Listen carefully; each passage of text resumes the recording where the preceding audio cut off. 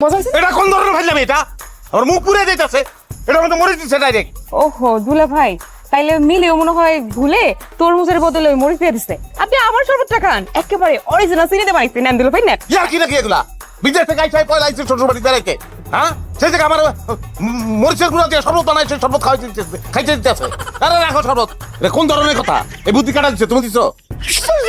আমি কেন বলতে যাব? ওরা তোমার শালী না? ওরা তো তোমার সাথে একটু মস্করা করতেই পারে। এত রাগ হইতেছো কিসের জন্য? মস্কারা করতে পারে? এটা কোন ধরনের মস্কারি? হ্যাঁ মরিচ খাওয়াই দিব ডাইরেক্ট। এই মস্কারিতে যে বিপদ করতে পারে এটা বুঝে না তারা। তুমি আমার বোনদের সামনে এরকম চিৎকার চেঁচামেচি করে কথা বলতেছো কেন আমার সাথে? ঘরে চলো, ঘরে চলো আমার সাথে। ঘরের ভিতরে তুমি যাও, আমি যাবো না তো। আমি থাকবো না, শ্বশুর বাড়ি বেড়ানোর দরকার নেই, আমি যাবো গিয়া। যাবো তুমি আমার লগে? না যাবো না। না গেলে না যাও, আমি একলাই যাবো। আল্লাহ, সত্যি কিছু করো তোরা। বুবু খারাপ, দুলা ভাই আমি ঠেকাইতেছি। চল চল চল। দুলা ভাই কি গেল? এই সরো। দাঁড়ান দুলা ভাই, চলো। কই যান? হ্যাঁ আমরা থাকতে তাড়াতাড়ি কোথাও যেতে দিব না। আমি তোমাকে বাড়িতে যাবো না। তোমরা কি এই বাড়িতে থাকলে আমার অবস্থা কি হইব? আমার পুতার সারো। অসম্ভব। এই কেউ ছাড়বি না, কোনো ছাড়াছাড়ি নাই।